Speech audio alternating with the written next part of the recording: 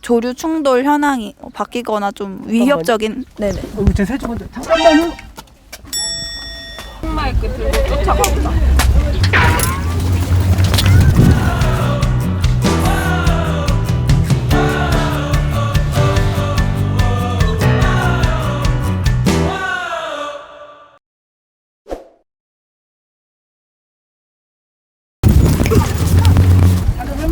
어머. 예. 그래서 제가 한 5일 전에 조사를 했을 때도 없었거든요. 근데 얼마 안 된 거죠. 그러니까 얘만 죽은 게 아니고 얘가 이제 수컷인데 같이 암컷인지 혼자 키워야 되니까 아무래도 먹이 제공 능력이 떨어지겠죠. 그러면 나머지 새끼들 위험할 수 있는 거죠. 목이 완전히 꺾였네요. 얘는 어떤 조류예요? 눈에서 피가. 새울릭이고 멸종위 기종이에요. 천연기념물이기도 하고. 지금 이 친구들이 유리 닦다가 깜짝 놀래 피. 이렇게 여기 보면 네. 부리도. 부리가 벌써 이제 뇌출혈이 되면서 이제 피가 나와가지고 이렇게 된 거예요. 이 한 마리 살리려고 얼마나 많은 노력을 해요. 왜 멸종위 기종이겠어요? 그러니까요. 근데 이렇게 없으니까. 여기서 허망하게. 내가 그 물통사도 분명히 자식 먹여 살리려고 사냥하다 그렇게 됐을 것 같은데 아. 요즘에 부피가 빨라서 며칠만 돼도 금방 상하는데 상태 봐서는 뭐 2, 3일 안에 있는 제가 5일 전에 다 조사했거든요. 네. 근데 없었거든요 저게. 네.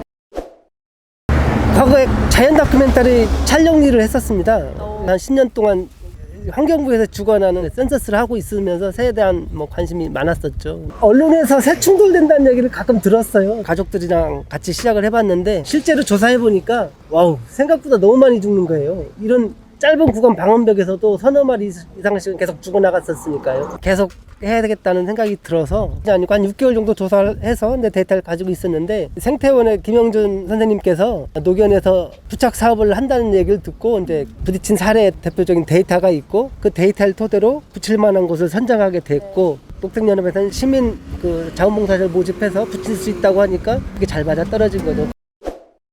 저희가 방금 전에 죽은 맹금류를 보고 왔는데 다시 죽은 새를 발견했을 때 이걸 어떻게 해야 되지 하고 되게 당황하는 분들이 많을 것 같아요. 사실 우리에게는 그게 중요한 데이터가 될 수 있는데 그 방법에 대해서 알려주실 수 있나요? 지금까지 체계적으로 관리할 수 있는 거 네이처라는 앱인데 죽은 새를 핸드폰으로 촬영을 하고 새가 어떤 새인지 알면 다행히 한 장만 찍어도 되겠지만 어떤 새인지 모르면 좀 여러 장을 찍어가지고 불이나 기 중요한 부분을 촬영을 해가지고 웹에 올리시면 모르는 부분은 전문가분들이 계시니까 그런 분들이 대답해 주실 거고요. 그렇게 데이터들이 쌓여야 데이터를 바탕으로 새로운 어떤 변화를 모색할 수 있으니까 굉장히 중요한 역할인 것 같습니다. 오늘 이 영상을 보신 분들은 다 네이처링 어플을 다운로드 하시기를 바라면서 갇힌 새를 보았을 때는 어떻게 조치를 취해야 되는지. 갇혀있는 새를 발견했을 때는 그 새에게 뭔가 이렇게 먹이를 주고 싶지만은 그렇게 하시면 안 되고 야생동물 구조센터에다가 전화를 하셔가지고 이런 새를 발견했는데 어떻게 조치를 취하면 좋을지를 이제 확인을 하시는 게 좋을 것 같고요. 잠시 그 친구를 보호해주게 될 때는 박스 같은데 좀 어둡게 조용한 곳에 넣어두신 다음에 진정할 수 있도록 조치를 취해주시는 게 좋습니다.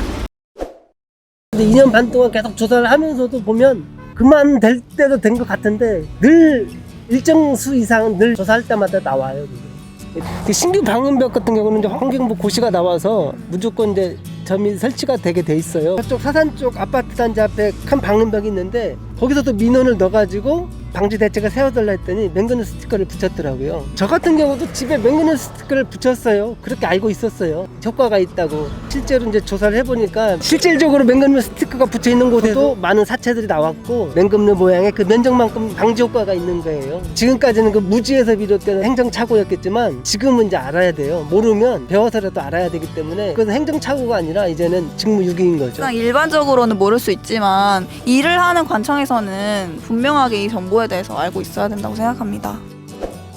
지금 투명 유리창 충돌 방지하기 위해서 지금때 환경부에서 어느 정도 의지가 있어서 여러 가지 바뀐 것들이 많아요. 여러 가지 법 제도들을 좀 검토를 하고 있고요. 그렇지만 아직까지도 바뀌어야 될 부분들이 많은 게 투명 유리창 중에서도 방음벽이나 공공시설에서 일어나는 충돌 같은 경우에는 의무 조항으로 해서 바꿀 수 있는 부분이에요. 그래서 선도적으로 바꾸고 모범적으로 공공기관들에서 제도 개선을 해줬을 때 또 민간에서도 따라올 수 있는 그런 부분들이 있다고 생각합니다. 누가 세운 게 아니잖아요. 인간이 세웠잖아요. 인간이 세운 것도 책임을 져야 돼요.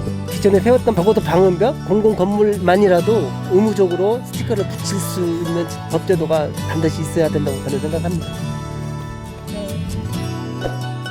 특히 또 건축물에서 이루어지는 조류 충돌들이 사실은 더 많은데 그것은 이제 되게 이해관계자가 많기 때문에 법제도를 개선한다는 게 사실 좀 어려운 것들이 있어요. 중요한 부분들은 개인들이 이런데 동참하기 위해서 국가에서 예산 지원을 좀 해준다던가 건축을 처음부터 진행을 할 때 조류 친화적인 이제 그런 건축들을 진행할 수 있도록 문화들이 좀 바뀌어가는 것도 굉장히 중요하다고 생각합니다. 참 이거 스티커 붙이면서 애초에 이게 모양이 잡혀 있고 하면은 죽음을 아예 막을 수 있을 텐데 정말 이해관계자가 많아서 이게 또 복잡한 문제일 것 같긴 해요.